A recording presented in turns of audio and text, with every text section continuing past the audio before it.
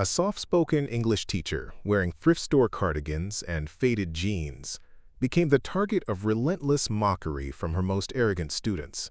But what they didn't know was that beneath those humble clothes lived a wrestling champion whose father had trained Olympic contenders. When their cruelty finally pushed her past her breaking point, her response would leave them speechless and transform an entire classroom forever. This is the story of how respect was earned not through words, but through a demonstration of strength that no one saw coming. Before we jump back in, tell us where you're tuning in from, and if this story touches you, make sure you're subscribed, because tomorrow, I've saved something extra special for you. Michelle Rodriguez had always believed that teaching was about opening minds, not commanding respect through intimidation. At 28, she possessed the kind of quiet confidence that came from years of discipline and dedication, though few people ever recognized it beneath her deliberately understated appearance. Her wardrobe consisted mainly of cardigans from discount stores, well-worn jeans that had seen better days, and comfortable flats that squeaked slightly against the polished floors of Millbrook High School. To the casual observer, she looked like someone who had settled for teaching because she couldn't succeed anywhere else, a perception that suited her just fine.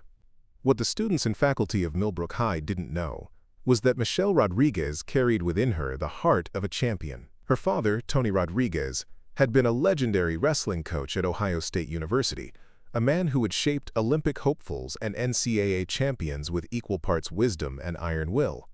Michelle had grown up in wrestling rooms that smelled of sweat and determination, watching her father mold young athletes into warriors.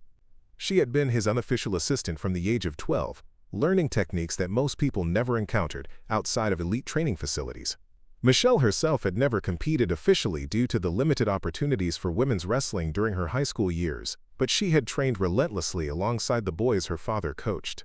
She could execute takedowns with surgical precision, counterattacks with fluid grace, and demonstrate throws that would leave grown men questioning their understanding of physics. Her technique was flawless, her conditioning remarkable, and her mental toughness forged in the fire of countless practice sessions where being Tony Rodriguez's daughter meant you were held to an even higher standard than everyone else. But Michelle had chosen a different path. While her classmates pursued athletic scholarships or business degrees, she had fallen in love with literature and the power of words to transform lives. She earned her teaching degree with honors, completed her student teaching in inner-city schools where she learned to connect with students others had written off, and now found herself starting fresh in Millbrook, Ohio, a town where football reigned supreme and wrestling was barely a footnote in the sports section. Millbrook High School was the kind of place where social hierarchies ran deep and appearances mattered more than substance.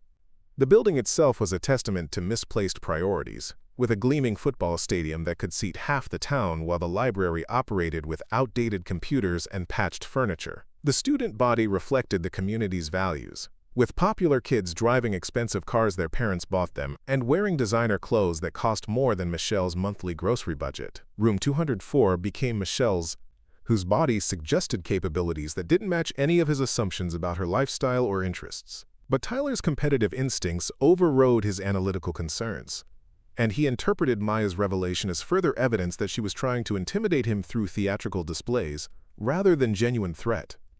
"So you work out," Tyler said, his voice carrying mockery designed to mask his growing uncertainty about the situation.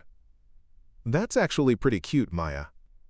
Did you think showing off your little muscles was going to make me afraid of you? I bench press more than you weigh. Whatever you learned at the local karate school isn't going to help you against someone who's been training seriously his entire life." Maya's response was to assume a fighting stance that made Tyler's earlier confidence evaporate like morning fog in sunlight. Her feet positioned themselves at precise angles that optimized stability and mobility. Her hands rose to positions that could transition instantly between defense and attack, and her entire body aligned itself according to principles that Tyler recognized as far more sophisticated than anything he'd encountered in basketball or casual schoolyard conflicts.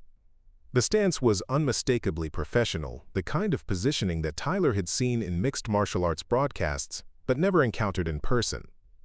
Maya's transformation from awkward bookworm to serious athlete was so complete that several students wondered if they'd been watching an elaborate performance for 3 years. If the Maya they thought they knew had been in carefully constructed fiction designed to conceal her true nature. "Tyler," Maya said, her voice now carrying the kind of calm authority that Tyler associated with coaches and military personnel, "this is your last opportunity to reconsider. Once we begin, I won't be able to control how this ends. My training doesn't include pulling punches or going easy on people who've chosen to engage in serious combat." But Tyler was now committed beyond the possibility of retreat. Too many people were watching, too many cameras were recording, and too much of his social status depended on demonstrating that Maya Chen couldn't possibly represent a genuine threat to someone of his capabilities and position. Tyler's entire worldview required him to prove that natural talent and physical advantages would triumph over whatever techniques Maya thought she'd mastered.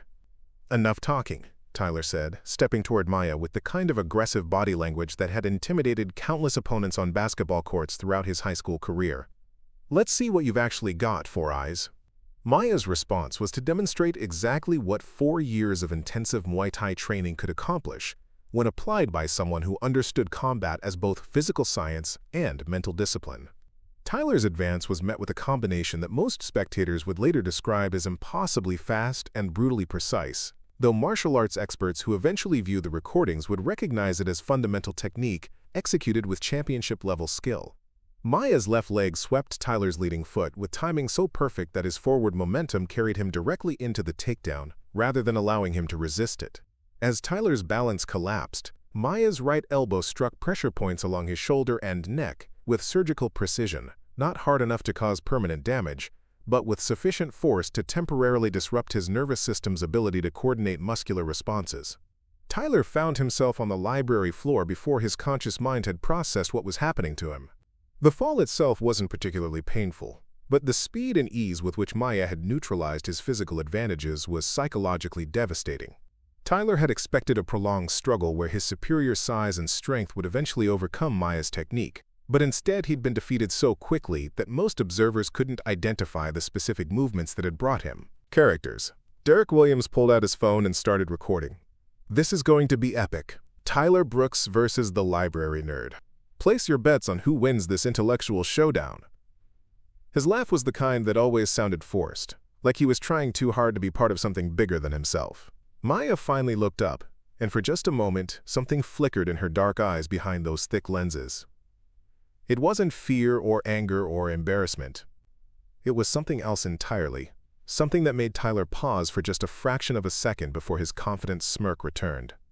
"Can I have my book back, please?" Maya's voice was quiet, but clear.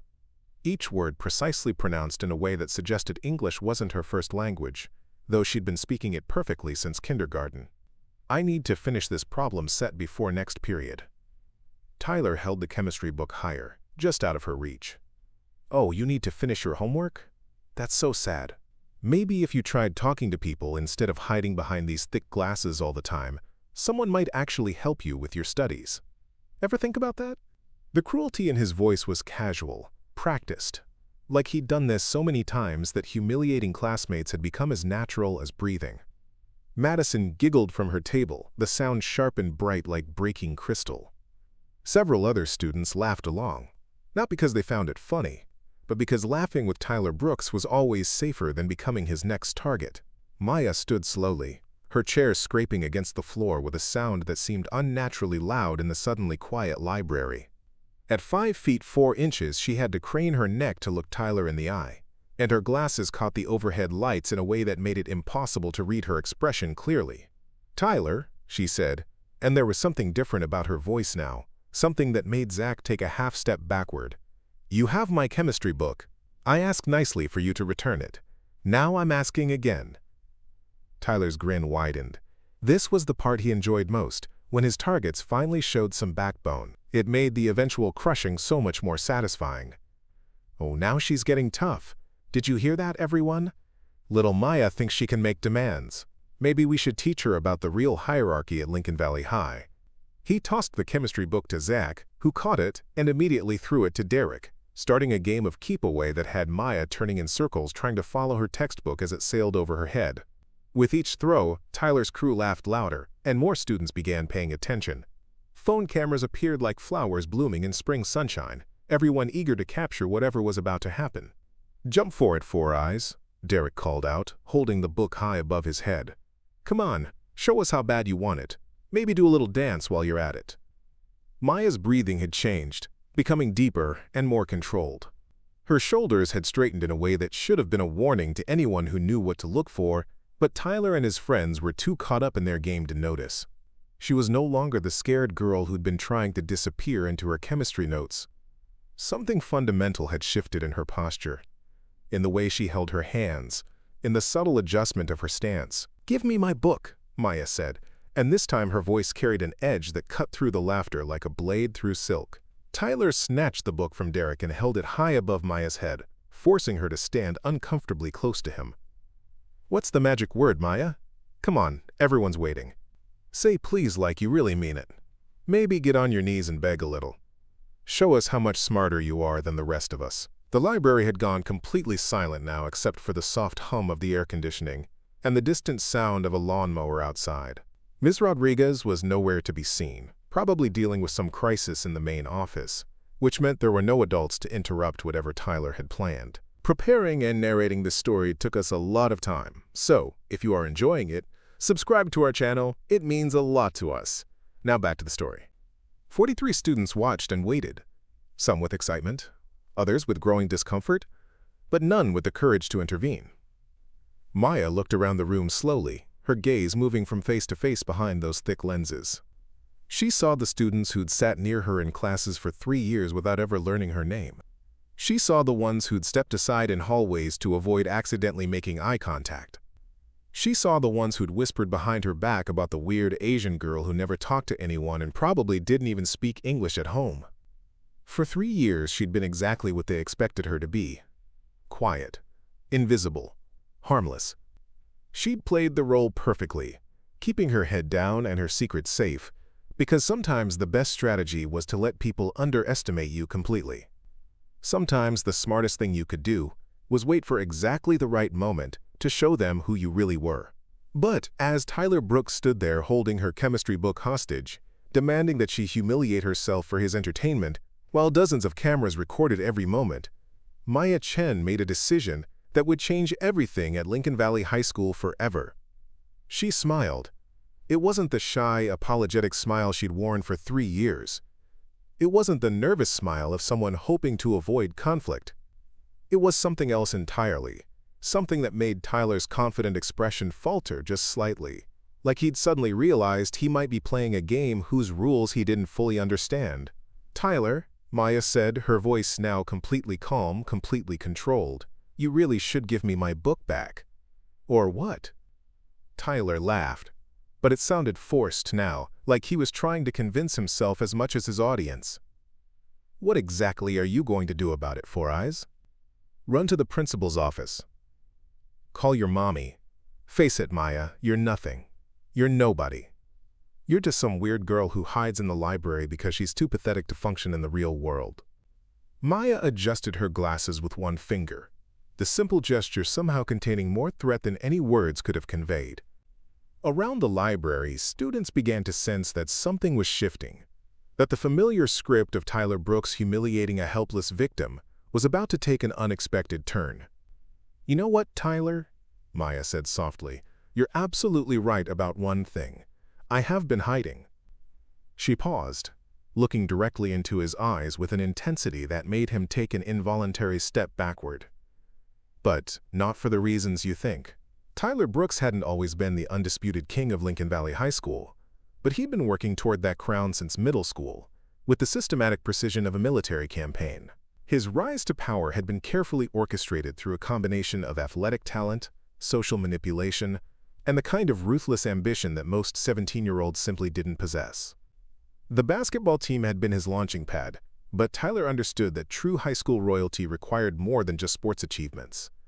You needed to control the narrative, shape the social landscape, and make sure everyone understood exactly where they fit in the hierarchy. The Brooks family had moved to Millbrook when Tyler was 13, relocating from Chicago where his father had accepted a position as regional sales director for a pharmaceutical company. The transition could have been difficult for most kids, but Tyler had approached it like a chess player studying the board. Within the first week at Jefferson Middle School, he'd identified the most influential students, assessed the existing power structures, and begun positioning himself at the center of everything that mattered. His strategy had been simple but effective. First, dominate on the basketball court. Tyler had been blessed with height, coordination, and an almost supernatural ability to read the game 3 moves ahead of everyone else. By the end of 8th grade, he was starting varsity as a freshman, something that happened maybe once every 5 years at Lincoln Valley High. Second, cultivate the right image. Tyler learned to project confidence without seeming arrogant, leadership without appearing bossy, and just enough rebelliousness to seem cool while never crossing lines that would bring down real consequences. Most importantly, he'd mastered the art of making other people feel special by association. When Tyler Brooks noticed you, talked to you, included you in his circle, it felt like winning the lottery.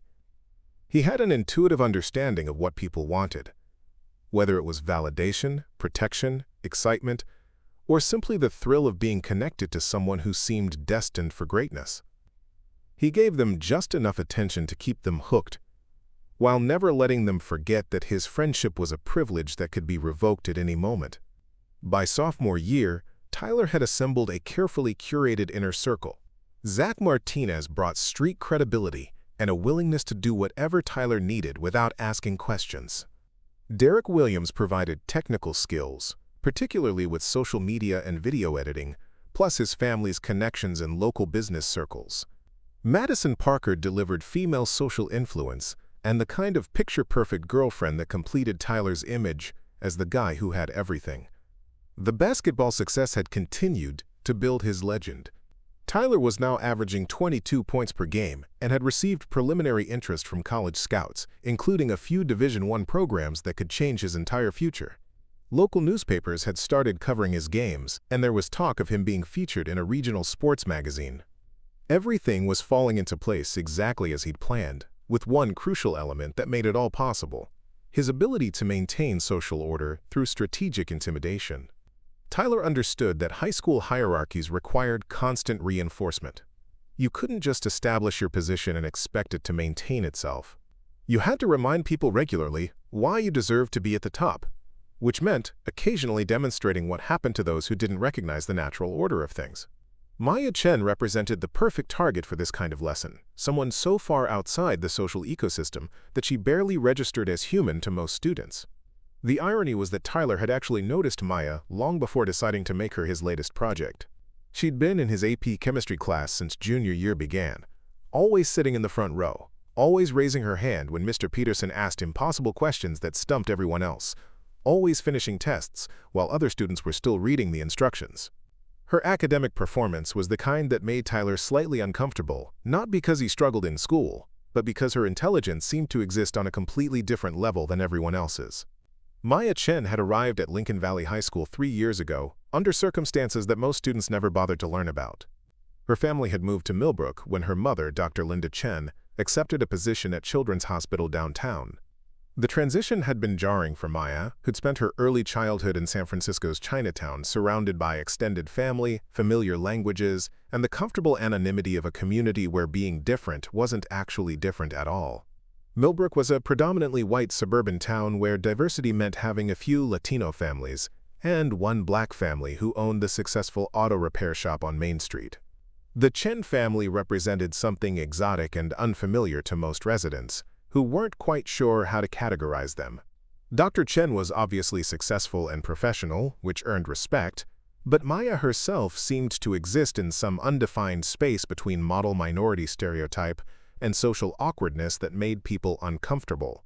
What her classmates didn't understand was that Maya's quietness had nothing to do with shyness or social anxiety. She'd learned early in life to observe before acting, to listen more than she spoke, and to understand systems before trying to navigate them.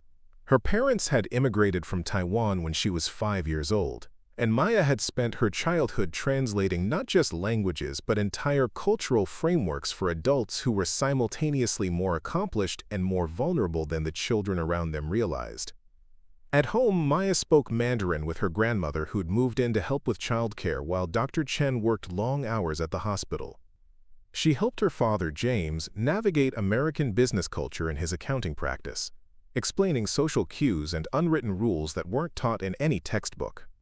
She balanced advanced academic coursework with family responsibilities that most of her classmates couldn't imagine, all while maintaining the fiction that she was just another awkward teenager trying to fit in. The truth was that Maya had stopped trying to fit in at Lincoln Valley High after her first semester.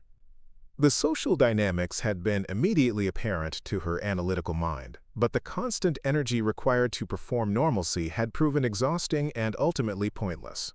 Instead, she'd chosen a different strategy: complete social invisibility combined with academic excellence that would secure her future regardless of whether anyone at this school ever learned her name. Her thick glasses had become both practical necessity and social camouflage.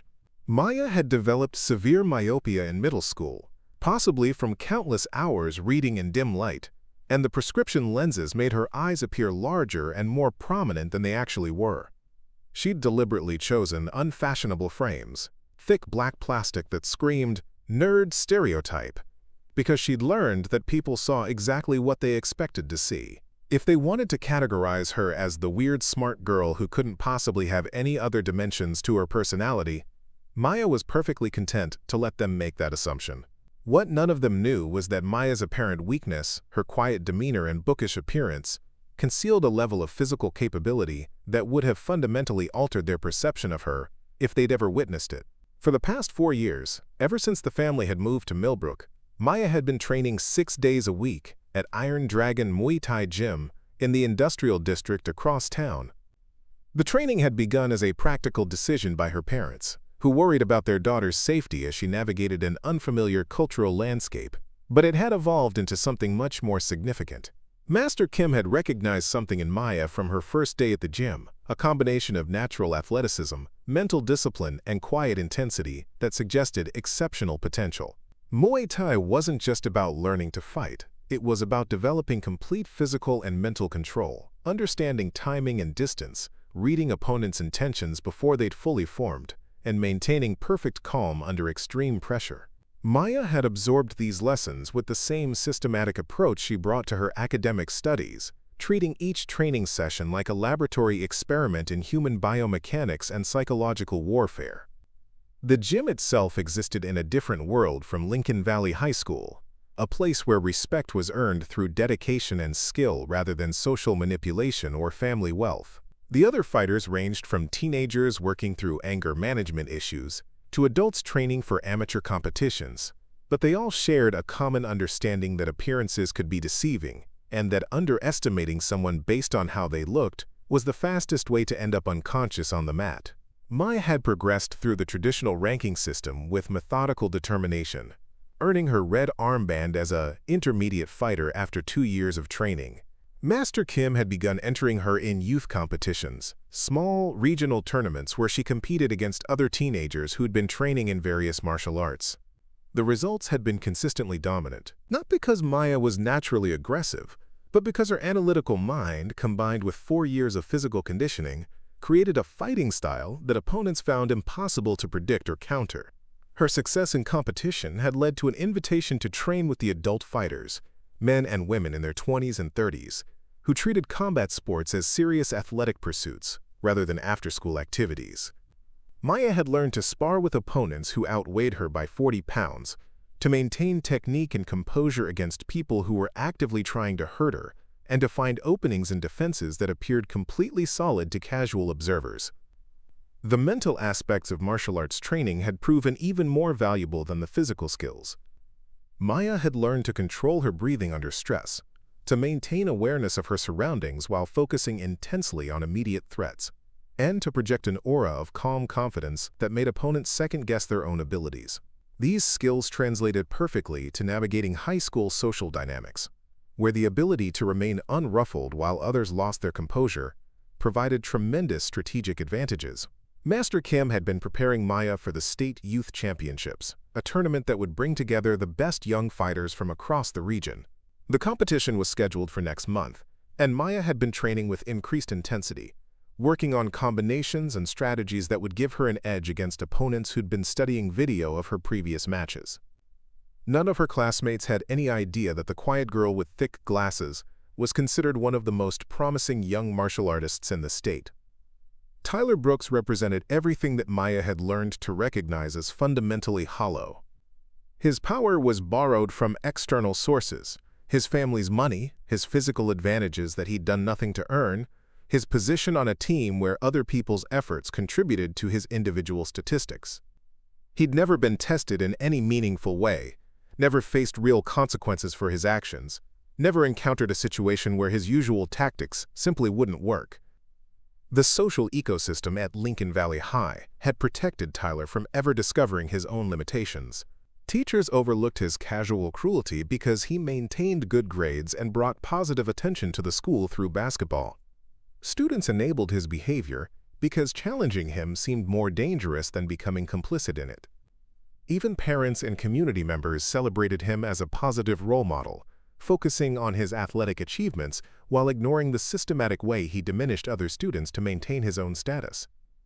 Maya had been studying Tyler for 3 years with the same careful attention she brought to academic subjects or martial arts techniques. She understood his motivations, his insecurities, his methods of operation, and most importantly, his weaknesses.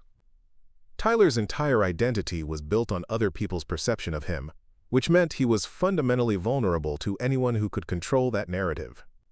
His power was entirely social, which made it both formidable within this specific environment and completely meaningless outside of it.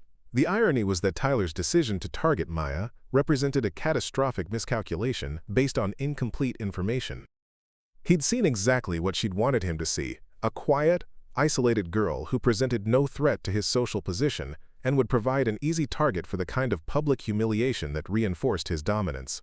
He'd assessed her as weak because she was small, defenseless because she was alone, and safe to attack because she had no apparent allies or resources to retaliate with. What Tyler couldn't have known was that Maya's isolation had been a strategic choice rather than a social failure. Her apparent weakness concealed capabilities that he couldn't imagine. Her quiet demeanor masked a level of self-confidence that his borrowed power could never match. And most dangerously for Tyler, Maya had been waiting for exactly this moment, when his arrogance would finally lead him to make the kind of mistake that would reveal to everyone just how fundamentally fragile his entire position actually was. The library confrontation was about to demonstrate the difference between someone who'd earned their strength through years of discipline and sacrifice, and someone who'd simply inherited advantages they'd never had to defend. Tyler Brooks was about to learn that there were different kinds of power in the world, and that the kind he'd relied on his entire life meant absolutely nothing when faced with someone who understood what real strength actually looked like.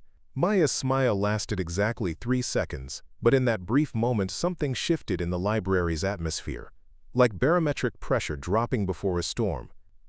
Tyler's grip on her chemistry book tightened instinctively, though he couldn't have explained why.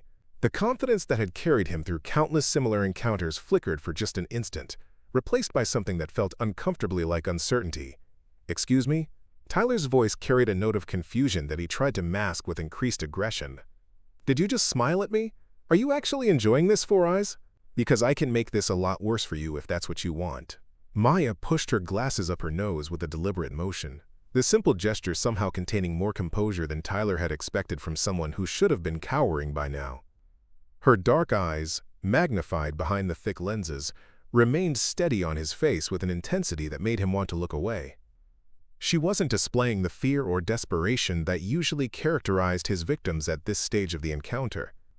Instead, she appeared to be studying him with the same analytical attention she brought to complex chemistry equations. "Tyler," Maya said, her voice carrying a peculiar quality that several students would later describe as unnaturally calm, "you asked me what I was going to do about you taking my book. That's actually a fair question. Would you like me to answer it honestly?" The question hung in the air like a challenge, though Tyler couldn't quite understand why it felt threatening. Maya Chen was 5 feet 4 inches tall, probably weighed less than 120 pounds, and wore glasses so thick they made her look like she belonged in a library science program rather than any kind of physical confrontation. Logic dictated that she posed no threat whatsoever to someone of Tyler's size and social position. Yet something in her manner suggested that his usual calculations might not apply in this situation. Zach Martinez sensed the subtle shift in dynamics and moved closer to Tyler's shoulder, ready to provide backup if the situation escalated beyond verbal intimidation. "Dude, just ignore whatever she's about to say. Nerds always think they can talk their way out of everything. It's like they've never learned that sometimes actions speak louder than words." Derek Williams kept his phone camera trained on Maya's face, hoping to capture the moment when she finally broke down and provided the humiliation content that would generate hundreds of likes on social media. "Yeah, Tyler, let's see what kind of big words she uses to try and sound tough. This is probably the most attention she's gotten in her entire life." Madison Parker laughed from her table across the library, the sound sharp and artificially bright. "Oh my God, this is so embarrassing for her. Like, does she actually think she can intimidate Tyler Brooks? Someone should probably explain to her how high school works before she makes this even worse for herself." But Maya's attention remained focused entirely on Tyler, as if the commentary from his friends was merely background noise that didn't merit acknowledgement. Her breathing had slowed to a rhythm that seemed almost meditative, and her posture had subtly straightened in a way that added at least an inch to her apparent height. The transformation was so gradual that most observers didn't consciously notice it, but the overall effect was that Maya seemed somehow more present, more substantial than she had moments before. "You want an honest answer?" Maya repeated, tilting her head slightly as she continued to study Tyler's face. "The honest answer is that you're operating under several incorrect assumptions about this situation. Would you like me to explain what those assumptions are, or would you prefer to continue with your current approach?" Tyler felt a flush of irritation at Maya's clinical tone, as if she were conducting some kind of academic exercise rather than being publicly humiliated in front of half their graduating class. Her refusal to display appropriate emotional responses was undermining the entire script he'd been following, making him feel like an actor who'd forgotten his lines in the middle of a performance. "Listen, you little freak," Tyler said, raising his voice to ensure that everyone in the library could hear him clearly. "I don't know what kind of game you think you're playing, but this isn't debate class. This is real life. And in real life, people like you don't get to make demands of people like me.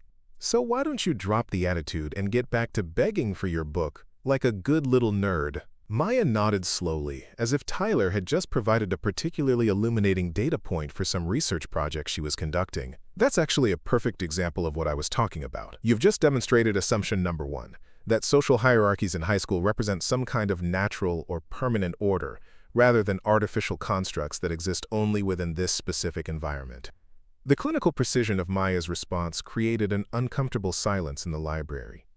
Students who had been expecting tears or angry outbursts found themselves listening to what sounded like a sociology lecture delivered by someone who appeared completely unaffected by the social pressure being applied to her. Several people exchanged confused glances, uncertain whether Maya was having some kind of nervous breakdown or if something else entirely was happening. Tyler's face reddened as he processed Maya's words. "Are you seriously trying to lecture me right now? Do you have any idea who you're talking to? I'm the captain of the basketball team. I'm probably going to be valedictorian. College scouts are already calling me. What are you? You're nobody. You're less than nobody." "Actually," Maya said, adjusting her glasses again with that same deliberate motion, "that brings us to assumption number 2, that external validation and social recognition are accurate measures of personal worth or capability. It's a common cognitive error, but not one I'd expect someone with your academic standing to make so readily." The word academic seemed to hang in the air with particular weight. Tyler had always prided himself on maintaining excellent grades alongside his athletic achievements, and Maya's casual reference to his supposed intellectual capabilities felt like a challenge disguised as a compliment. He couldn't shake the feeling that she was setting some kind of trap, though he couldn't identify what it might be. Zach stepped forward, clearly uncomfortable with the direction the conversation had taken. "Tyler, why are we even listening to this? She's just trying to confuse everyone with big words. Let's just take a picture of her crying and post it online. That'll teach her to respect her betters." But Maya's attention shifted to Zach with the same analytical intensity she'd been directing at Tyler, and something in her gaze made him take an involuntary step backward. "Zach Martinez," she said, and her use of his full name somehow sounded more threatening than any insult could have been. "Basketball team, average GPA around 2.8, college prospects limited to community college, or maybe a Division III school if you're fortunate. Is that an accurate assessment? The precision of Maya's information about Zach's academic performance sent a ripple of unease through the watching students. Most people knew general details about their classmates' lives, but Maya had just demonstrated knowledge of specific data that shouldn't have been accessible to someone outside Zach's immediate social circle. The casual way she delivered the information suggested that this wasn't the result of gossip or speculation, but rather something closer to systematic research. How do you even know that? Zach's voice cracked slightly, betraying more anxiety than he'd intended to reveal. Are you like stalking me or something? That's actually really creepy, Maya. Normal people don't memorize other people's grades.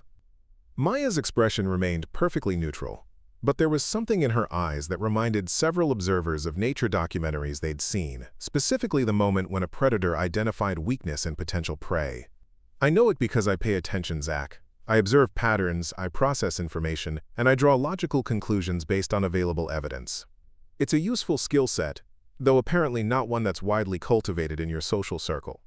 Derek Williams lowered his phone slightly, suddenly uncertain whether the video he was recording would actually serve Tyler's interests, or potentially become evidence of something that might backfire spectacularly. Tyler, maybe we should just forget about this. She's being weird, and weird people sometimes do unpredictable things. Let's just go shoot some hoops instead. But Tyler was now committed to seeing this confrontation through to its conclusion, partly because backing down would represent a significant loss of face in front of so many witnesses, and partly because Maya's behavior had triggered something competitive in his personality that demanded victory regardless of the cost. He'd built his entire identity around being the person who won every encounter, who never met a challenge he couldn't overcome, who commanded respect through a combination of natural talent and cultivated dominance. You think you're so smart, Tyler said, moving closer to Maya until he was standing directly in front of her chair, using his height advantage to create a sense of physical intimidation. You think your fancy vocabulary and your little psychology tricks are going to save you from the fact that you're a loser who sits alone every day because nobody wants to be around you. But here's the thing about real life, Maya. Being smart doesn't matter if you're too weird and pathetic for anyone to care. Maya stood up slowly, her movement so controlled and deliberate that it seemed almost choreographed. As she rose to her full height, something changed in her physical presence that was difficult to define but impossible to ignore. Her shoulders squared in a way that suggested perfect posture developed through years of discipline rather than the natural slouch that characterized most teenagers. Her center of gravity seemed lower, more stable, as if she were unconsciously adopting a stance designed for optimal balance and mobility. Tyler, Maya said, and her voice carried a new quality that made several students lean forward in their chairs. You've now demonstrated assumption number 3, that physical intimidation represents an effective strategy when dealing with people you perceive as vulnerable.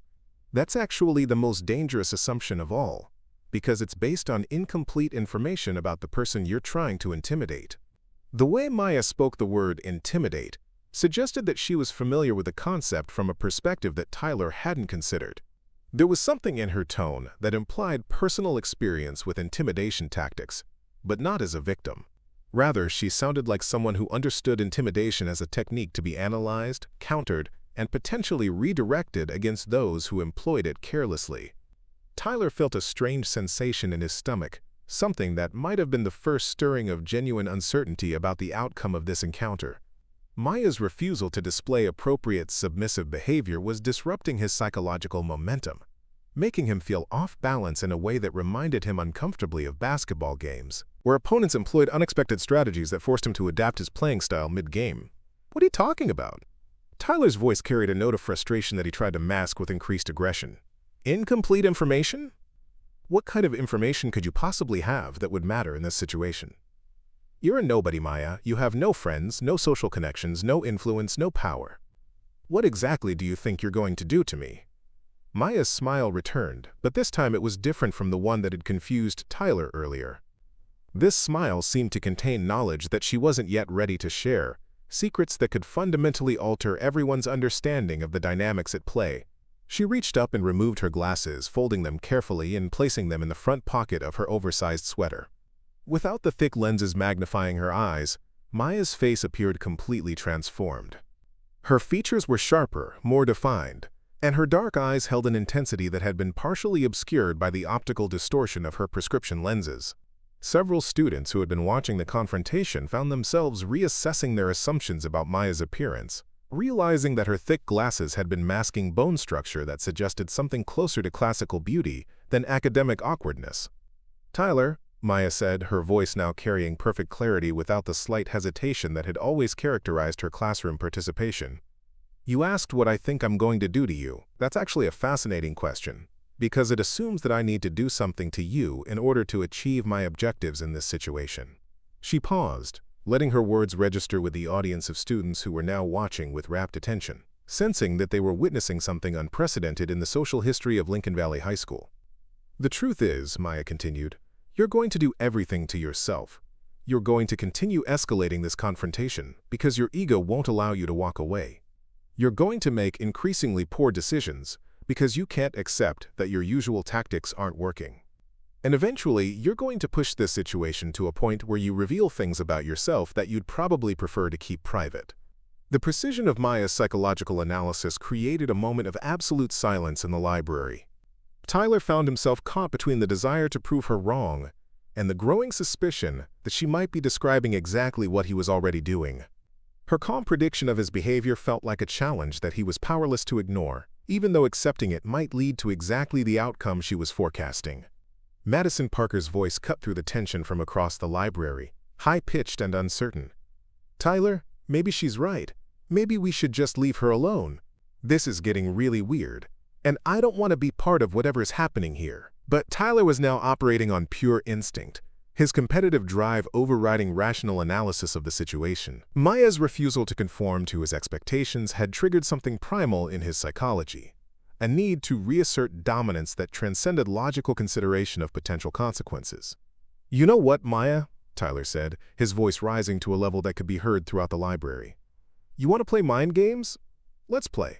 You think you can psychoanalyze me and predict what I'm going to do? Fine. But when this is over, when everyone sees what happens to people who try to challenge me, remember that you brought this on yourself." Maya nodded slowly, as if Tyler had just confirmed something she'd been expecting him to say. "Yes," she said simply, "I did." Tyler's declaration hung in the air like a challenge issued in an arena, and Maya received it with the same calm attention she might have given to a complex mathematical theorem, requiring careful analysis before solution. The library had become an amphitheater where 43 students sat transfixed by a confrontation that had evolved far beyond the typical social dynamics they were accustomed to witnessing. What had begun as routine entertainment, the familiar spectacle of Tyler Brooks asserting dominance over a helpless victim, had transformed into something none of them could categorize or predict. Maya's response to Tyler's escalating aggression was to do something that defied every expectation her classmates had developed about her over 3 years of careful observation. Instead of backing down, crying, or attempting to flee the situation, she moved with fluid precision to clear the space around her desk. Her chemistry textbook, notebook, and pencil case were repositioned with movements so economical and purposeful that they seemed almost choreographed, as if she were preparing for an activity that required specific spatial arrangements. The transition was subtle but unmistakable to anyone who understood body language at an advanced level. Maya's casual slouch disappeared entirely, replaced by posture that suggested perfect spinal alignment and optimal weight distribution. Her breathing had shifted to a deep, rhythmic pattern that seemed designed to maximize oxygen intake while maintaining complete emotional equilibrium. Most remarkably, her entire demeanor had acquired a quality of focused attention that reminded several observers of athletes preparing for competition, though none of them could have articulated exactly what sport Maya might be preparing to engage in. Tyler noticed the change in Maya's physicality but interpreted it through the lens of his own limited experience with confrontation. In his world, when people straightened their posture and tried to look tougher, it usually represented a desperate attempt to appear more intimidating than they actually were. He'd seen countless opponents on basketball courts try to psych him out with aggressive body language that ultimately meant nothing when the game actually began. Maya's transformation struck him as a similar display of false bravado, the last resort of someone who knew they were outmatched but wanted to maintain some illusion of dignity before inevitable defeat. "Oh, now you want to act tough?" Tyler said, his voice carrying the mockery he'd perfected through years of psychological warfare against basketball opponents and social rivals. "You think standing up straighter is going to change anything about this situation?" Newsflash, Maya. This isn't a movie where the nerdy girl suddenly becomes a badass. This is real life, and in real life you're still just a weird little bookworm who's about to learn a very important lesson about knowing your place. Zach Martinez laughed with a kind of forced enthusiasm that suggested he was trying to convince himself as much as his audience that Tyler remained in complete control of the situation. "Dude, she's probably watched too many martial arts movies or something, like she thinks she's gonna do kung fu moves on you. That would actually be hilarious to watch." Derek Williams raised his phone camera higher, sensing that whatever was about to happen would generate significant social media engagement. "This is getting good. Tyler Brooks versus the library ninja. I bet she tries to throw a book at him or something equally pathetic." But Madison Parker had gone quiet, her usual stream of supportive commentary replaced by an expression of growing uncertainty. Something in Maya's transformation had triggered an instinctive recognition that the familiar social dynamics were shifting in ways that couldn't be easily predicted or controlled. Madison had built her own social position by developing an acute sensitivity to power fluctuations within their peer group, and her internal warning systems were now indicating that this confrontation might not proceed according to the expected script. Maya's response to Tyler's continued provocation was to ask a question that seemed completely unrelated to their immediate conflict. "Tyler, have you ever been in a real fight? Not basketball aggression or hallway posturing, but an actual physical confrontation where your safety was genuinely at risk?" The question was delivered with such clinical detachment that it took Tyler several seconds to process what Maya had actually asked him. The inquiry felt simultaneously inappropriate and somehow threatening, though he couldn't identify exactly why her interest in his combat experience should make him uncomfortable.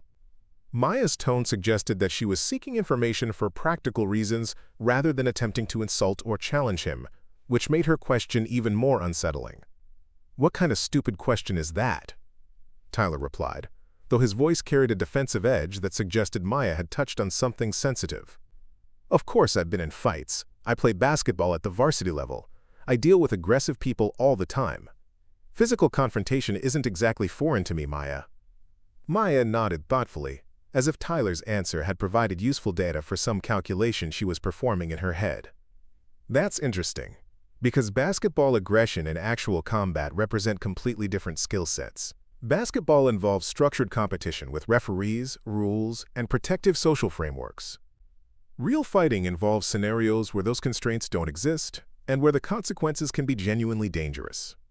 She paused, studying Tyler's face with the same analytical attention she brought to chemistry experiments that required precise observation of molecular reactions.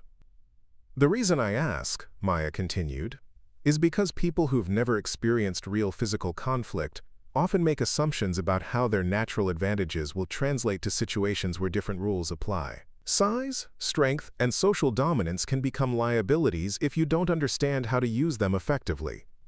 Tyler felt a surge of irritation at Maya's clinical discussion of fighting principles, as if she were lecturing him about topics she'd only encountered in academic contexts.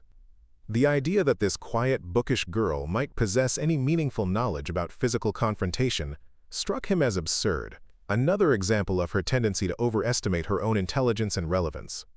"Listen, you little freak," Tyler said, stepping closer to Maya until he was well within her personal space. "I don't know what weird fantasy you're living in, but let me explain reality to you. I'm 6 feet 2 inches tall. I weigh 190 pounds of muscle. I bench press 250 and run a 6-minute mile. You're a tiny little nerd who probably can't even do a push-up. If you think talking about fighting theory is going to change those basic facts, you're even more delusional than I thought." Maya's response was to smile again, but this time her expression contained something that made Tyler's confident posturing feel suddenly hollow. Without breaking eye contact, she performed a movement so quick and precise that most observers would later disagree about exactly what they had witnessed. Maya's left hand rose to Tyler's wrist, the one holding her chemistry book, and made contact with pressure points that Tyler hadn't known existed. The sensation was unlike anything Tyler had ever experienced. It wasn't pain exactly, though there was certainly discomfort involved. Instead, it felt as if someone had temporarily disconnected the normal communication pathways between his brain and his hand. His grip on Maya's textbook loosened involuntarily, not because he'd chosen to release it, but because his fingers simply stopped responding to his conscious commands. The chemistry book fell to the floor with a soft thud that seemed unnaturally loud in the suddenly silent library. Tyler stared down at his own hand as if it belonged to someone else, opening and closing his fingers experimentally, while trying to understand what had just happened to him. The physical sensation had lasted only seconds, but the psychological impact was far more significant than the brief discomfort. Maya bent gracefully to retrieve her textbook, moving with the kind of fluid coordination that suggested extensive training in precise physical movements. As she straightened, her posture remained perfectly balanced, and her breathing showed no signs of exertion or excitement, despite having just demonstrated a level of anatomical knowledge that most high school students didn't possess. "Pressure point manipulation," Maya said conversationally, as if she were explaining a routine laboratory procedure to a curious classmate. "It's based on traditional Chinese medicine principles combined with modern understanding of nerve pathway structures. When applied correctly, temporary disruption of normal muscular control can be achieved without causing lasting damage." The clinical explanation was somehow more unnerving than the physical demonstration had been. Tyler found himself struggling to process the idea that Maya possessed practical knowledge of techniques he'd never heard of, skills that she'd apparently mastered well enough to employ them casually in social situations. The gap between his assumptions about her capabilities and the reality of what she'd just demonstrated was too large to reconcile easily. "What the hell was that?" Tyler's voice cracked slightly, betraying more anxiety than he'd intended to reveal. "How did you know how to do that? Where did you learn something like that?" Maya tilted her head slightly, studying Tyler's reaction with the same analytical interest she'd been displaying throughout their entire interaction. "That's actually a fascinating question, Tyler, because it touches on assumption number 4, that academic performance and intellectual capability represent the totality of someone's education and skill development." She adjusted her position slightly, and several students noticed that her stance had acquired an almost geometric precision, feet positioned at specific angles and distances that seemed to optimize her stability and mobility simultaneously. The transformation was subtle but unmistakable to anyone who understood athletic positioning, though most of the library's occupants lacked the knowledge to interpret what they were observing. "You see," Maya continued, "people often assume that someone who excels academically must spend all their time studying conventional subjects, reading books, memorizing information for tests. But that assumption ignores the possibility that intellectual curiosity might extend to practical applications of knowledge, physical disciplines that require mental engagement as much as physical conditioning." Zach Martinez had gone pale, his earlier bravado replaced by visible confusion about what was happening to the social dynamics he thought he understood. "Tyler, maybe we should just get out of here. This is getting really weird, and I don't want to be part of whatever she's planning to do next." But Tyler's competitive instincts had been triggered by Maya's demonstration of unexpected capability. Rather than intimidating him into retreat, her display of knowledge had activated the same psychological mechanisms that drove him to excel in basketball, despite facing opponents who might be taller, faster, or more experienced. Tyler's entire identity was built around his ability to overcome challenges through superior physical ability and strategic thinking, and Maya's pressure point technique represented exactly the kind of puzzle he was accustomed to solving. "So you know some kind of martial arts trick," Tyler said, his voice regaining some of its earlier confidence. "That's actually kind of impressive, Maya. I didn't know they taught ninja stuff in the library. But here's the thing about tricks. They only work once, and only against people who aren't expecting them. Now that I know what you're capable of, your little advantage is gone." Maya's expression remained neutral, but something in her eyes suggested that Tyler had just revealed more about his own limitations than he realized. "That's assumption number 5, Tyler. That superior physical attributes automatically translate to victory in conflicts that involve skill-based disciplines. It's actually one of the most dangerous assumptions that naturally gifted athletes tend to make." She paused, allowing her words to register with the audience of students who were now watching with rapt attention, sensing that they were witnessing something unprecedented in the social history of their school. "The truth is," Maya continued, "that technique, timing, and tactical understanding can neutralize significant advantages in size and strength. But more importantly, people who've never trained in serious physical disciplines often underestimate the mental aspects of combat. They assume that aggression and natural ability will overcome preparation and systematic knowledge. Derek Williams lowered his phone slightly, suddenly uncertain whether the video he was recording would serve Tyler's interests or potentially become evidence of something that might backfire spectacularly. "Tyler, I think we should listen to Zach. This chick is acting really strange, and strange people sometimes do unpredictable things." But Tyler was now operating on pure competitive instinct, his rational analysis overwhelmed by the psychological need to reassert dominance over someone who had challenged his fundamental assumptions about social hierarchies and personal capabilities. Maya's demonstration of pressure point knowledge had struck at the core of his identity as someone who won every encounter through superior natural gifts and strategic intelligence. "You want to talk about mental aspects?" Tyler said, his voice rising to ensure that everyone in the library could hear his response. "Let me explain the mental aspect of this situation, Maya. You're a nobody who sits alone every day because you're too weird for normal social interaction. You've learned some kind of martial arts party trick, and now you think that makes you special. But here's what you don't understand about the real world. It doesn't matter how many pressure points you know if you don't have the courage to actually use them in a situation where there might be consequences." Maya nodded slowly, as if Tyler had just provided another useful data point for her ongoing analysis of his psychological profile. "Courage is actually a very interesting topic, Tyler. Would you like to know what real courage looks like?" The question seemed to hang in the air like a challenge, though Tyler couldn't quite understand why Maya's inquiry felt threatening when it should have represented an opportunity to demonstrate exactly the kind of fearlessness that had made him a leader among his peers. "Yeah," Tyler said, moving even closer to Maya until he was standing directly in front of her with less than 2 feet of space between them. "I'd love to hear your definition of courage, Maya. Please, enlighten all of us about what courage means to someone who's spent 3 years hiding in the back of every classroom." Maya's response was to do something that no one in the library had expected. Instead of backing away from Tyler's physical intimidation, she stepped forward, closing the distance between them until they were standing close enough that normal conversation would require lowering their voices. But rather than creating the impression of aggression or confrontation, Maya's movement somehow conveyed complete confidence in her ability to manage any situation that might develop from their proximity. "Real courage," Maya said, her voice now pitched low enough that Tyler had to concentrate to hear her clearly, "isn't about picking fights with people you think are weaker than you.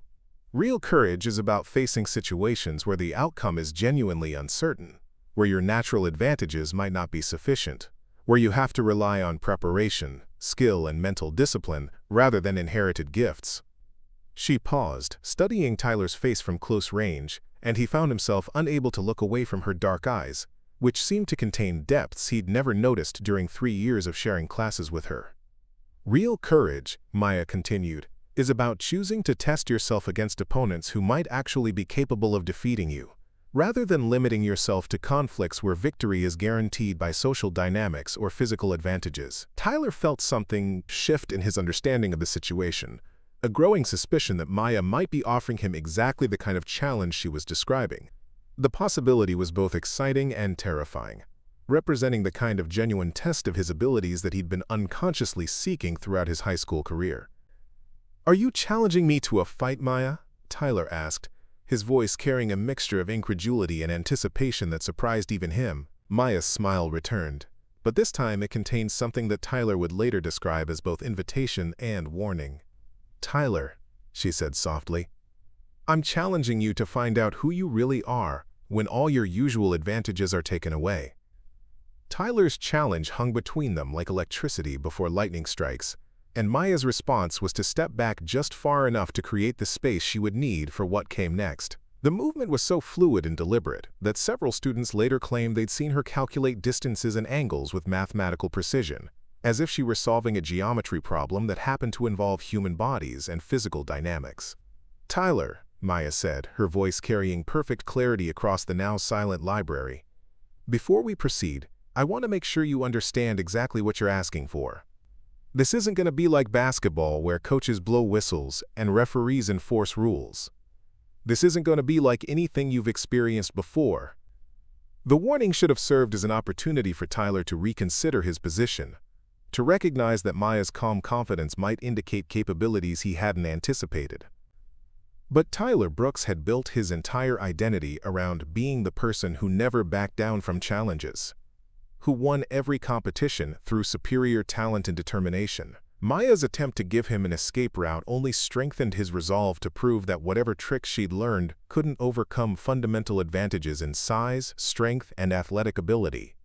"Stop trying to scare me with your little mind games," Tyler said, rolling his shoulders in a gesture meant to demonstrate his physical readiness for whatever Maya thought she could do to him.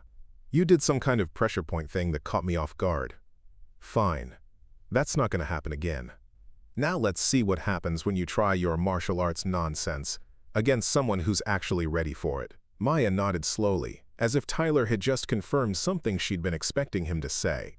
Around the library, students began pulling out phones and shifting positions to get better views of what was clearly about to become the most significant confrontation in Lincoln Valley High School's recent history.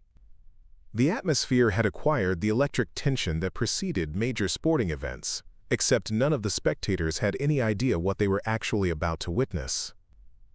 "Before we begin," Maya said, "I want everyone here to understand that what happens next is entirely Tyler's choice. I've given him multiple opportunities to walk away, to de-escalate this situation, to recognize that there might be things he doesn't know about me. He's chosen to proceed anyway." She removed her oversized sweater, with movements so economical and purposeful that the action seemed choreographed. Underneath, she wore a simple black tank top that revealed arms and shoulders that should have been impossible for someone who supposedly spent all her time reading books. Maya's physique wasn't bulky or obviously muscular, but every line suggested the kind of functional strength developed through years of serious physical training. Her shoulders were broader than her loose clothing had indicated. Her arms showed definition that spoke of countless hours striking heavy bags, and her stance had acquired the geometric precision of someone who understood leverage, balance, and biomechanics at an expert level. Tyler's confidence wavered slightly as he processed Maya's physical transformation. The girl who'd been hiding behind thick glasses and baggy sweaters had revealed herself to be someone entirely different, someone down. "Sweep, elbow strike, pressure point manipulation," Maya said conversationally, as if she were explaining laboratory procedures to interested students.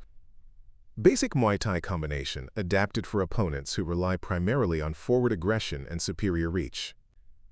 The technique works because most people without formal training leave themselves vulnerable when they attempt to use size advantages against smaller opponents." Tyler struggled to regain his footing, his coordination still impaired by Maya's precise strikes to nerve clusters he hadn't known existed. The experience of being so thoroughly outclassed by someone he'd considered helpless was unlike anything Tyler had encountered in his athletic career, more humiliating than any basketball defeat because it challenged his fundamental understanding of his own capabilities. "How did you do that?" Tyler's voice carried a mixture of confusion and growing anger that Maya had somehow reversed their positions so completely. "What kind of martial arts school teaches you to fight dirty like that?" Maya's expression remained perfectly calm as she helped Tyler to his feet, a gesture of courtesy that somehow made his defeat even more humiliating.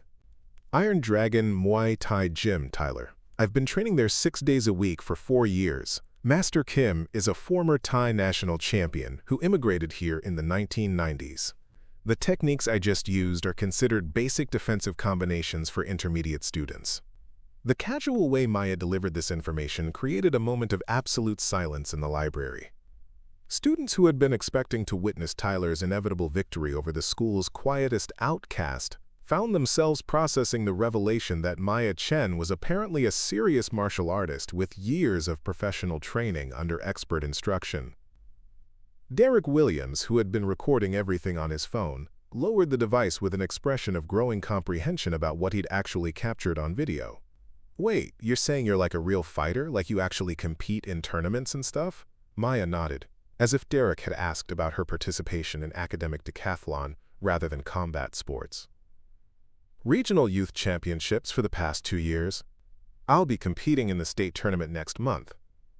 Master Kim thinks I have a good chance of qualifying for nationals if I perform well." The revelation that Maya was not just someone who'd taken a few martial arts classes, but an actual competitive fighter with championship aspirations sent shockwaves through the assembled students. Tyler found himself struggling to reconcile this information with everything he thought he'd known about Maya's character, background, and capabilities over 3 years of sharing classes with her. Madison Parker's voice cut through the stunned silence, high-pitched and incredulous. "Are you seriously telling us that you've been pretending to be some kind of helpless nerd when you're actually a professional fighter? What kind of psycho does something like that?"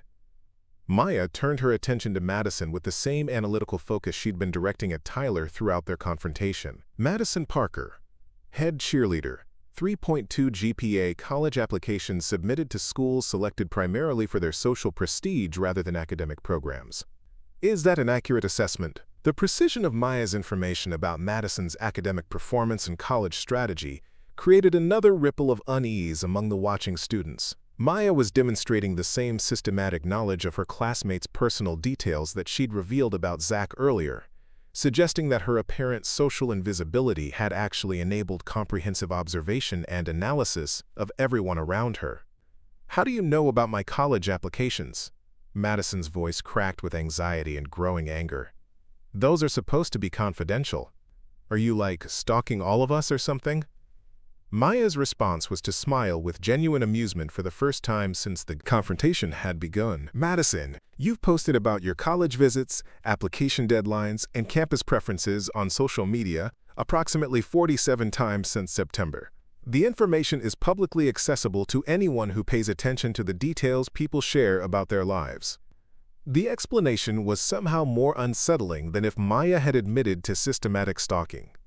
The idea that she'd been quietly cataloging and analyzing her classmates' social media presence while maintaining perfect academic performance and training as a competitive fighter suggested levels of time management and intellectual capability that most students couldn't comprehend.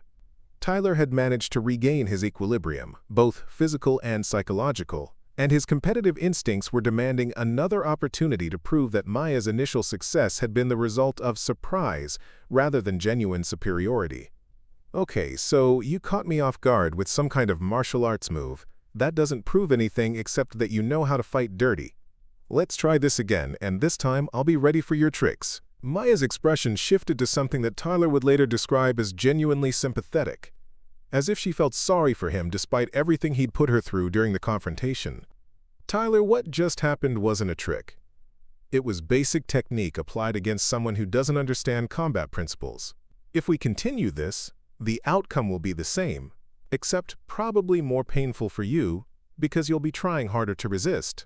But Tyler's entire identity was built around his ability to overcome challenges through persistence and superior natural ability. Maya's warning only strengthened his determination to prove that her initial victory had been an aberration, rather than a demonstration of actual skill that he couldn't match. "I don't care what you think you know about fighting," Tyler said, adopting what he imagined was a more defensive posture based on boxing matches he'd seen on television. "I'm not going to let some weird little bookworm embarrass me in front of the entire school. Let's see how your fancy martial arts work, against someone who's actually ready for them." Maya nodded slowly, as if Tyler had just confirmed something disappointing but not unexpected about his character. "If that's what you really want, Tyler, but I want everyone here to understand that what happens next is entirely his choice. I've tried to give him multiple opportunities to walk away with dignity and tact." Tyler's second attempt to engage Maya in physical combat lasted approximately 7 seconds and ended with him flat on his back again, this time with considerably more discomfort, because Maya had been forced to use increased force to overcome his more deliberate defensive attempts. The combination of strikes, throws, and pressure point manipulation that Maya employed was so far beyond Tyler's ability to counter or even comprehend that several students later compared watching it to seeing a professional athlete compete against an amateur in their sport of expertise. This time, Tyler didn't get up immediately. The physical techniques Maya had used were more sophisticated and precisely applied, leaving him temporarily unable to coordinate his movements while his nervous system recovered from systematic disruption. More damaging than the physical defeat was the psychological impact of being so thoroughly outclassed by someone he'd spent 3 years dismissing as irrelevant to his social world. "Advanced combination," Maya explained to the fascinated audience of students who were now recording everything with obvious excitement about having witnessed something genuinely unprecedented. "Leg sweep to off balance, elbow strike to solar plexus to disrupt breathing, knee strike to pressure points that temporarily interfere with motor coordination. The sequence is designed to neutralize larger opponents without causing permanent damage. Zach Martinez, who had been watching Tyler's systematic dismantling with growing horror, finally found his voice. "Tyler, maybe we should just get out of here before this gets any worse. She's obviously some kind of professional fighter or something. This isn't a fair fight." But Maya's attention shifted to Zach with the same focused intensity she'd been directing at Tyler throughout their confrontation. "Zach, would you like to know what a fair fight actually looks like? Because I can demonstrate that as well if you're interested in participating." The casual way Maya offered to take on additional opponents while Tyler was still recovering from his defeat sent a clear message about her confidence in her abilities and her willingness to defend herself against anyone who wanted to test those capabilities. Zach took several steps backward, his earlier bravado completely evaporated in the face of Maya's demonstrated competence. Derek Williams had stopped recording and was now staring at Maya with an expression of complete bewilderment. "I don't understand any of this. How are you a professional fighter? Why didn't anyone know about this? Why have you been pretending to be someone completely different for 3 years?" Maya's response was to help Tyler to his feet again, this time with movements that suggested she was checking for potential injuries while maintaining readiness to defend herself if he chose to continue the confrontation.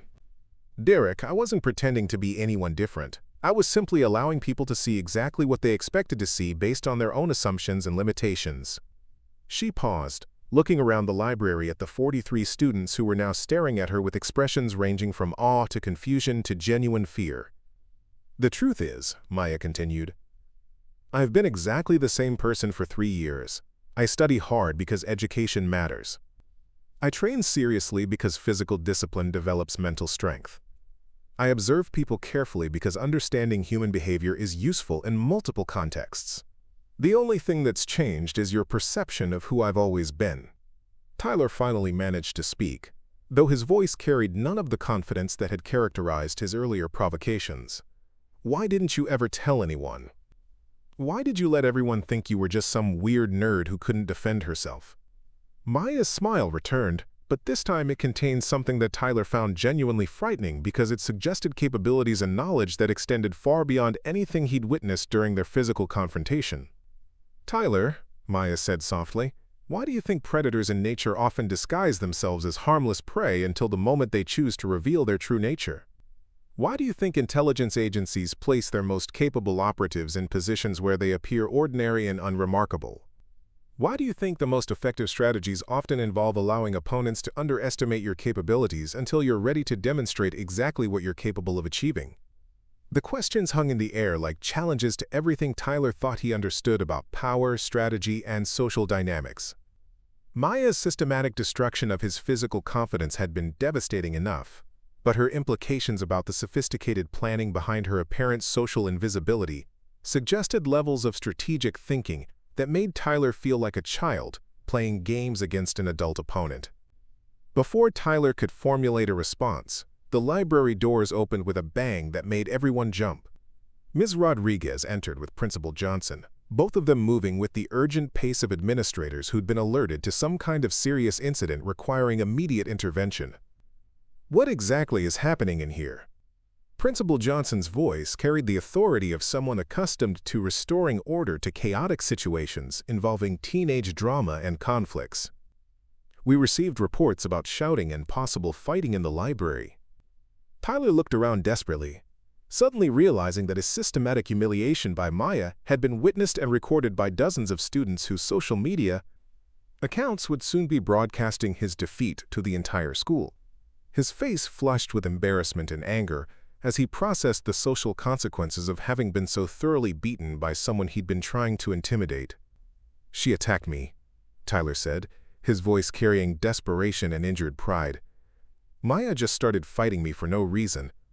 I was just trying to get my chemistry book back, and she went crazy and started doing martial arts moves on me." Maya's response was to produce her chemistry textbook from where she'd placed it on her desk, holding it up for Principal Johnson to see. "This is my chemistry book, Principal Johnson." Tyler took it from me and refused to return it when I asked politely. When I insisted that he give it back, he escalated the situation to physical intimidation. I defended myself using techniques I've learned through 4 years of martial arts training. Principal Johnson looked from Tyler to Maya, clearly trying to assess the credibility of their competing accounts, while processing the obvious evidence that some kind of physical altercation had taken place. "Maya, are you saying you've been studying martial arts? I don't recall seeing any mention of that in your student file." "Iron Dragon Muay Thai Gym," Maya replied, as if Principal Johnson had asked about her participation in academic clubs rather than combat sports. "I train 6 days a week, under Master Kim, who's a former Thai national champion. I compete in regional youth tournaments, and will be representing our state at nationals next month if I perform well at the state championship." The casual way Maya delivered this information created another moment of stunned silence among the assembled adults and students. Principal Johnson found himself struggling to reconcile Maya's revelation with everything he thought he knew about one of his quietest, most academically successful students. Derek Williams, who still had his phone in his hand, suddenly realized that he'd recorded video evidence of everything that had transpired between Tyler and Maya. "Principal Johnson, I have everything on video. You can see exactly what happened." As Derek began playing back the footage on his phone, the assembled audience watched Tyler's systematic humiliation unfold in high definition. The video clearly showed Tyler initiating physical contact, refusing to return Maya's textbook, escalating the confrontation despite multiple opportunities to de-escalate, and ultimately challenging Maya to physical combat despite her attempts to warn him about the potential consequences. Principal Johnson watched the video with growing amazement as Maya's transformation from apparently helpless victim to competent martial artist played out on Derek's phone screen. "Maya, this is extraordinary. Why haven't you ever mentioned your martial arts training to school staff? We have programs to recognize student achievements in athletics and other extracurricular activities." Maya's response revealed the final layer of strategic thinking that had guided her behavior throughout 3 years at Lincoln Valley High School. "Principal Johnson, I chose not to publicize my training because I wanted to see how people would treat me when they believed I was defenseless. I wanted to understand the true character of my classmates when they thought there would be no consequences for their behavior." She paused, looking around the library at the students who were now staring at her with completely altered perceptions of who she was and what she represented. "Today's events have been very educational," Maya continued. "I've learned exactly what Tyler Brooks is willing to do to someone he perceives as vulnerable. I've learned which students are willing to participate in bullying behavior, and which ones will stand by silently while it happens. I've learned how long it takes for adult authority figures to intervene when students are being systematically intimidated." The implications of Maya's systematic study of her school's social dynamics were staggering to contemplate. She'd apparently spent 3 years conducting an elaborate experiment in human behavior, using herself as bait to reveal the true character of everyone around her, while simultaneously developing the physical and mental capabilities necessary to defend herself when she chose to reveal her true nature. Ms. Rodriguez, who had been silent throughout Principal Johnson's preliminary investigation, finally spoke up with obvious admiration in her voice. "Maya, what you've accomplished is remarkable, but I have to ask, wasn't this approach dangerous? What if someone had seriously hurt you before you were ready to defend yourself?" Maya's smile suggested that Ms. Rodriguez had asked exactly the question she'd been hoping someone would pose. "Ms. Rodriguez, that's actually the most important point of all. I was never defenseless. I've been training in Muay Thai since I was 13 years old. I've won regional championships, competed against fighters with years more experience, and developed skills that most adults never acquire. The appearance of vulnerability was strategic, not actual." She gestured toward Tyler, who was still processing the complete reversal of his social position and the implications for his future at Lincoln Valley High School. "Tyler never had the advantage he thought he had," Maya continued. "He was never in a position to seriously hurt me because I've been preparing for exactly this kind of confrontation for years. What he experienced today was me choosing to reveal capabilities I've always possessed, not me suddenly developing new abilities to defend myself." Principal Johnson shook his head in amazement as he processed the sophistication of Maya's long-term strategy. "Maya, you've essentially conducted a multi-year psychological study of our school's social dynamics. That's the kind of research project that graduate students undertake, not high school juniors." "Actually," Maya said, reaching into her backpack to retrieve a thick folder that none of her classmates had ever seen before, I have been documenting my observations as a formal research project. I'm planning to submit it as part of my college applications to demonstrate my interest in social psychology and human behavior analysis. She opened the folder to reveal page after page of detailed notes, charts, and analysis that documented patterns of behavior, social interactions, and power dynamics throughout their school. The organization and thoroughness of Maya's research was immediately apparent to anyone who glimpsed the contents, suggesting months or years of systematic observation and analysis. "This is incredible," Principal Johnson said, leafing through several pages of Maya's documentation. "You've created a comprehensive study of adolescent social behavior using our school as your laboratory. Universities would be fascinated by this kind of longitudinal research conducted by someone your age." Tyler, who had been growing increasingly pale as he realized the full scope of what Maya had been doing for 3 years, finally found his voice again. "You mean you've been studying all of us like we're lab rats? You've been taking notes on everything we do and say? That's completely crazy, Maya. Normal people don't conduct psychological experiments on their classmates." Maya's response was delivered with the same calm authority she'd been displaying throughout the entire confrontation. "Tyler, everything I've documented is based on publicly observable behavior in school settings. I haven't violated anyone's privacy or recorded private conversations. I've simply paid attention to patterns of interaction that most people ignore or take for granted." She paused, studying Tyler's face with obvious interest in his emotional responses to her revelations. "For example," Maya continued, "I've documented 17 separate incidents over the past 2 years where you've used physical intimidation against students you perceived as socially vulnerable. I've tracked the correlation between your academic stress levels and your tendency to engage in bullying behavior. I've analyzed the way your friend group enables and amplifies your aggressive tendencies while providing you with social cover for actions that would otherwise result in disciplinary consequences." The precision and scope of Maya's observations about Tyler's behavior patterns created another moment of stunned silence in the library. Students who had witnessed Tyler's bullying tactics over the years found themselves realizing that someone had been systematically documenting and analyzing patterns that they'd either ignored or accepted as normal parts of high school social dynamics. "You've been watching me for 2 years?" Tyler's voice carried a mixture of anger and something that might have been fear. "That's stalking, Maya. That's not normal behavior. You can't just decide to make people the subjects of your weird psychological experiments without their permission." Maya's laugh was genuinely amused, the first time she displayed anything approaching casual humor since the confrontation had begun. "Tyler, I've been sitting in the same classrooms as you, eating lunch in the same cafeteria, walking through the same hallways. Observing publicly displayed behavior isn't stalking, it's basic social awareness. The difference is that most people forget what they observe, while I've been systematically recording and analyzing patterns." Principal Johnson closed Maya's research folder and looked at her with an expression that combined professional respect with genuine amazement. "Maya, this research represents college-level work in social psychology. Have you considered presenting these findings at academic conferences or submitting them to peer-reviewed journals?" "Actually," Maya said, "I've already been accepted to present a condensed version of my findings at the Regional Conference on Adolescent Social Development next spring. The organizers were particularly interested in my methodology for conducting longitudinal behavioral analysis in naturalistic educational settings." The revelation that Maya's high school social experiment had attracted the attention of professional researchers and conference organizers added another layer to the already staggering scope of her accomplishments. Students who had dismissed her as a quiet bookworm were now processing the reality that she was apparently conducting research that qualified for presentation at academic conferences.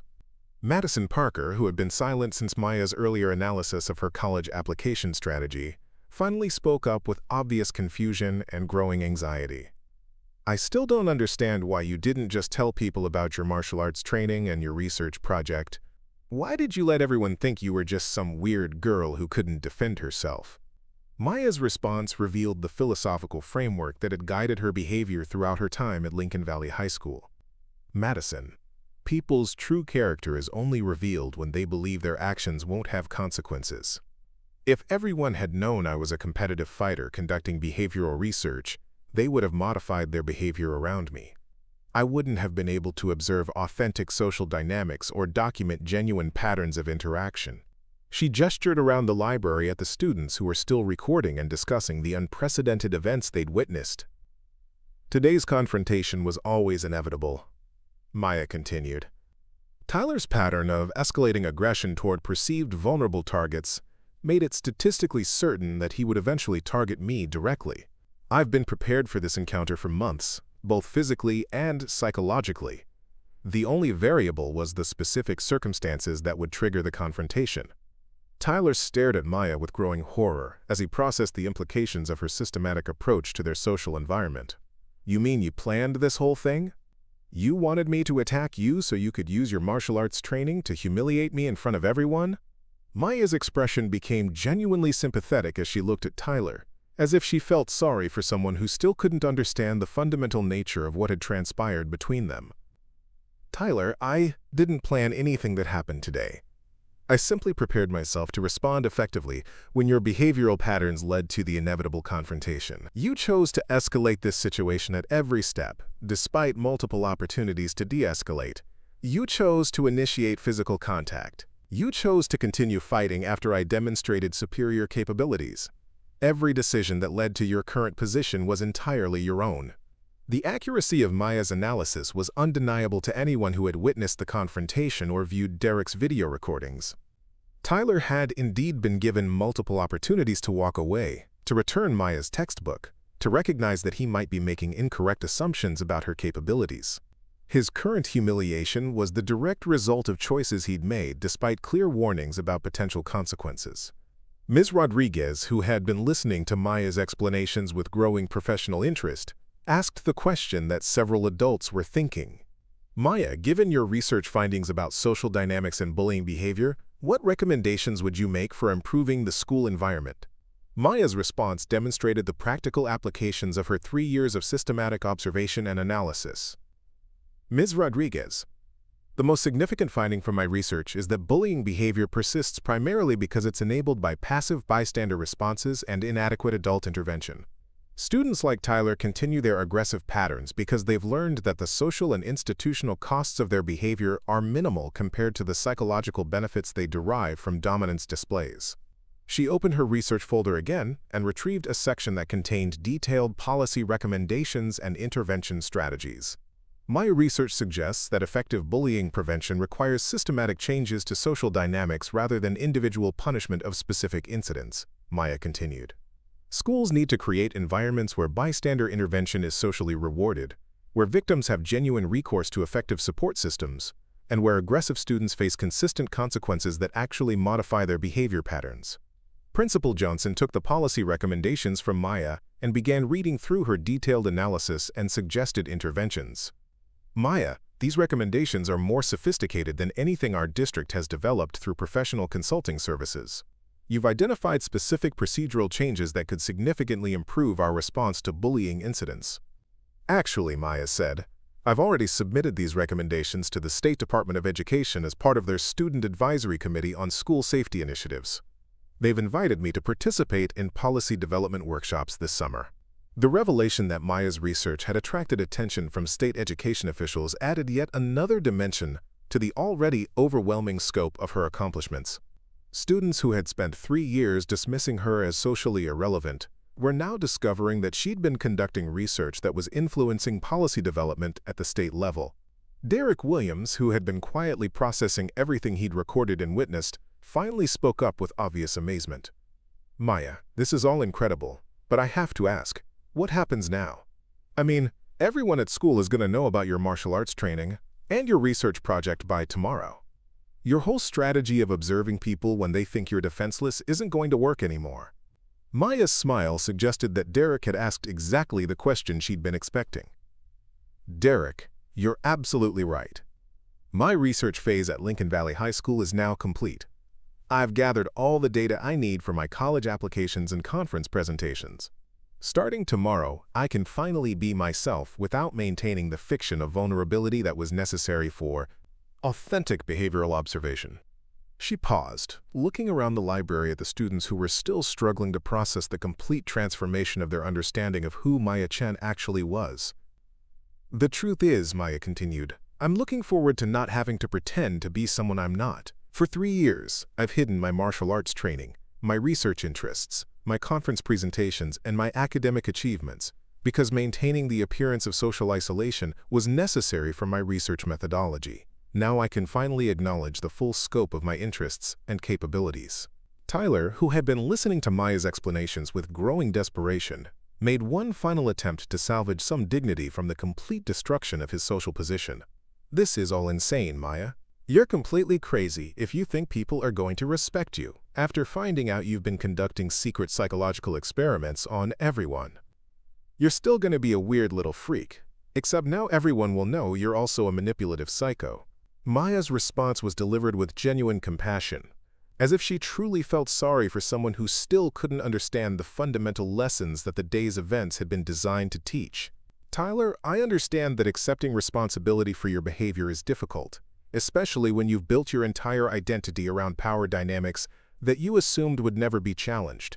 But the reality is that everything you've experienced today was the direct result of choices you made, despite clear warnings about potential consequences." She gestured toward Derek's phone, which still contained video evidence of their entire confrontation. "The video record shows that I gave you multiple opportunities to de-escalate this situation," Maya continued. "I warned you repeatedly that you were making incorrect assumptions about my capabilities. I tried to explain that real strength doesn't come from intimidating people you perceive as vulnerable. You chose to ignore all of those warnings because your ego couldn't accept the possibility that you might be wrong about anything." The accuracy of Maya's analysis was impossible to dispute given the video evidence that documented every stage of their interaction. Tyler found himself trapped by the consequences of his own choices, unable to deny responsibility for decisions that had been recorded and witnessed by dozens of his classmates. Principal Johnson, who had been reviewing Maya's policy recommendations while listening to her exchange with Tyler, looked up from the documents with obvious decision-making authority. "Mr. Brooks, based on the video evidence and witness testimony, it's clear that you initiated and escalated this confrontation despite multiple opportunities to resolve it peacefully. We'll need to schedule a meeting with your parents to discuss appropriate disciplinary measures." Tyler's face went pale as he processed the realization that his attempt to humiliate Maya had instead resulted in his own systematic destruction, both socially and academically. This isn't fair. She was pretending to be someone she wasn't. She was conducting psychological experiments without people's consent. How was I supposed to know she was some kind of professional fighter and research scientist?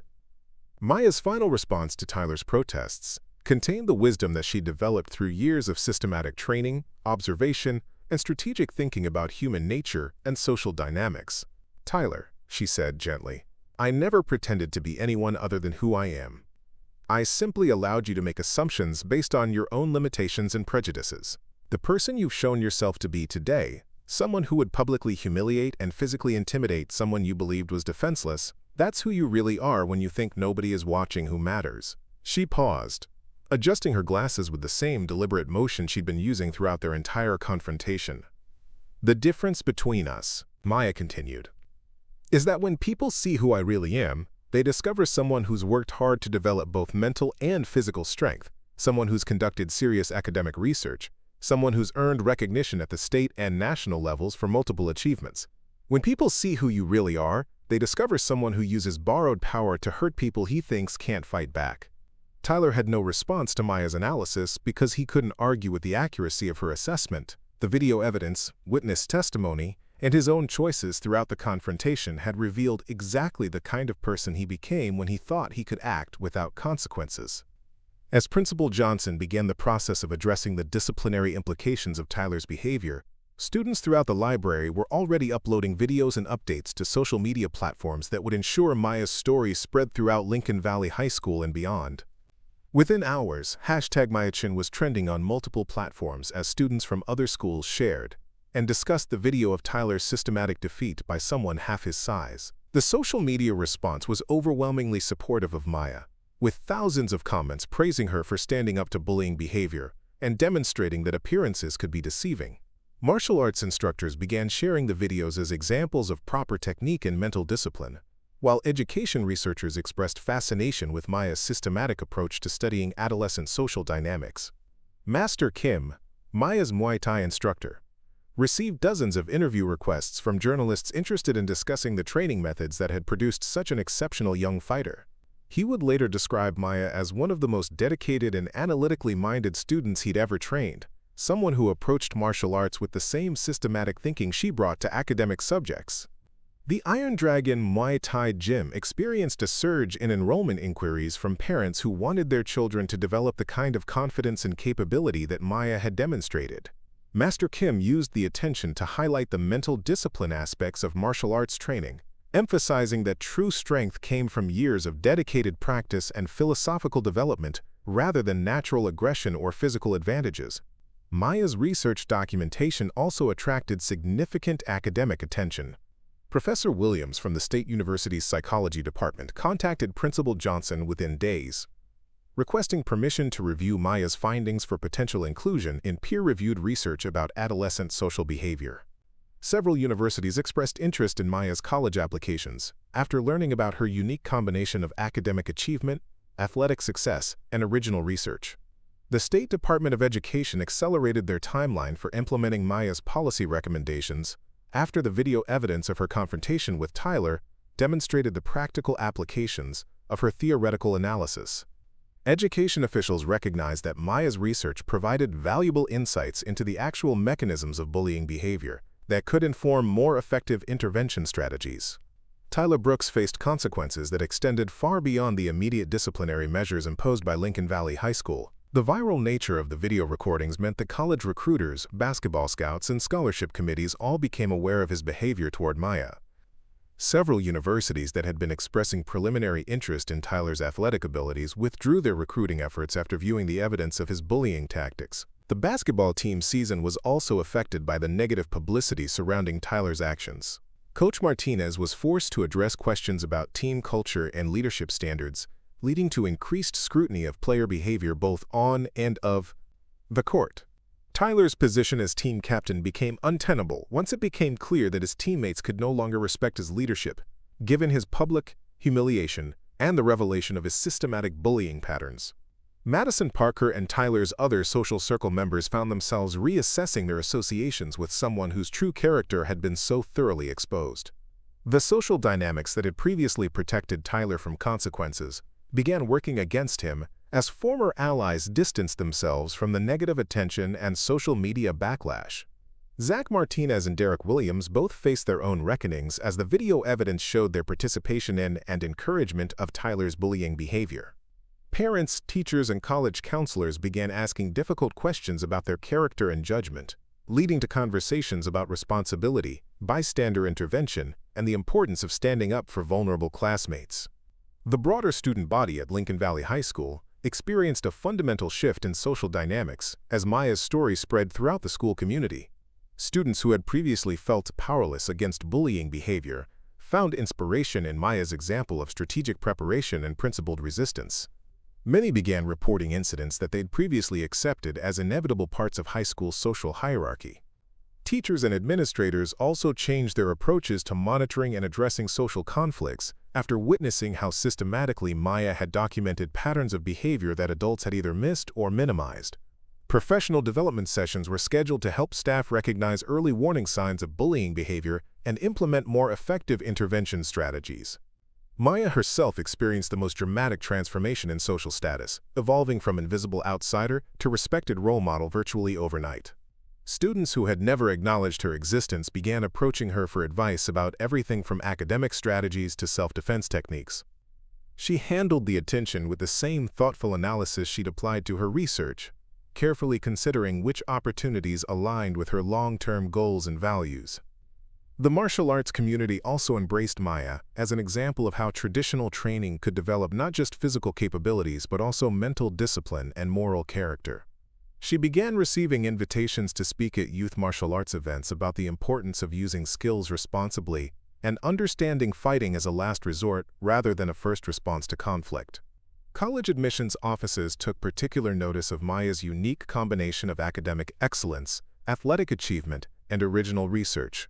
Her applications stood out not just because of her test scores and grades, but because of her demonstrated ability to conduct sophisticated analysis of complex social problems while maintaining the physical and mental discipline necessary for competitive martial arts. The conference presentation of Maya's research findings became a significant academic event, with researchers from multiple universities attending to learn about her methodology and conclusions. Her work was particularly valued because it represented authentic observational data collected by someone who was simultaneously a participant in and analyst of adolescent social dynamics. Master Kim used Maya's success to expand the philosophical components of his martial arts instruction, emphasizing to all students that true strength required not just physical technique but also wisdom about when and how to apply those capabilities. Maya became an assistant instructor for younger students, teaching both basic techniques and the ethical framework necessary for responsible martial arts practice. The long-term impact of Maya's revelation extended beyond Lincoln Valley High School to influence policy discussions about bullying prevention and bystander intervention at the district and state levels. Education officials recognized that her research provided valuable insights into the actual mechanisms of social intimidation that could inform more effective prevention strategies. Maya's story also inspired other students to pursue their own interests more openly, regardless of whether those interests aligned with conventional social expectations. The school saw increases in participation in academic clubs, martial arts programs, and other activities that students had previously hidden to avoid social complications. The psychological and social lessons of Maya's confrontation with Tyler became part of ongoing discussions in psychology and education classes throughout the district. Teachers used the incident as a case study in topics ranging from conflict resolution to social psychology to the importance of critical thinking about stereotypes and assumptions. Maya's research continued at the State University, where she enrolled in advanced psychology courses while still completing her high school degree. Her work on adolescent social dynamics became the foundation for undergraduate research projects that attracted national attention from education policy organizations. The martial arts aspects of Maya's story also had lasting impact on youth sports programs throughout the region. Parents and coaches began emphasizing the mental discipline and character development components of athletic training, recognizing that physical skills without ethical framework could lead to problems like those demonstrated by Tyler's behavior. Maya's transformation from invisible student to respected leader demonstrated the power of long-term strategic thinking, combined with dedication to continuous improvement in multiple areas of development. Her example inspired other students to pursue excellence in diverse fields while maintaining authenticity about their interests and capabilities. The video recordings of Maya's confrontation with Tyler became educational tools used in anti-bullying programs throughout the state. The footage provided clear examples of escalation patterns, bystander dynamics, and the importance of understanding that appearances could be deceiving when assessing potential conflicts. Principal Johnson implemented several of Maya's policy recommendations immediately, creating new systems for reporting and addressing bullying behavior that emphasized victim support and systemic change, rather than simply punishing individual incidents. The school's approach became a model for other districts interested in evidence-based anti-bullying strategies. Maya's story ultimately represented a perfect example of how careful preparation, systematic thinking, and commitment to personal development could overcome seemingly insurmountable social obstacles. Her success inspired countless other students to pursue their own paths with confidence, regardless of social expectations or conventional limitations. The contrast between Maya's strategic approach to personal development and Tyler's reliance on inherited advantages became a lasting lesson about the difference between authentic strength and borrowed power. Students throughout the district learned that real capability required years of dedication and discipline rather than social position or natural gifts. Maya's research findings continued to influence education policy for years after her graduation, providing valuable insights into the actual mechanisms of adolescent social behavior that informed more effective intervention strategies. Her work demonstrated that students themselves could be valuable sources of data and analysis about educational environments. The martial arts community embraced Maya's story as an example of how traditional training could develop not just fighting ability but also wisdom about conflict resolution and personal responsibility. Her success helped change public perceptions about martial arts, from aggressive combat to disciplined personal development. Maya's college career continued the pattern of excellence she'd established in high school, with double majors in psychology and international relations complemented by continued competitive success in martial arts. Her undergraduate research built on the social dynamics work she'd begun at Lincoln Valley High School, earning recognition from professional organizations and academic journals. The long-term impact of Maya's revelation about her capabilities and research extended far beyond the immediate consequences for Tyler and their classmates. Her story became an inspiration for students throughout the education system who were struggling with bullying, social isolation, or pressure to conform to limiting expectations about their potential. Maya's example demonstrated that strategic patience, systematic preparation, and commitment to authentic personal development could overcome even the most challenging social obstacles. Her success inspired educational reforms, martial arts programs, and research initiatives that continued to benefit students for years after her graduation from Lincoln Valley High School. The transformation of Maya Chen from invisible outsider to respected leader represented one of the most dramatic reversals in the social history of her school district.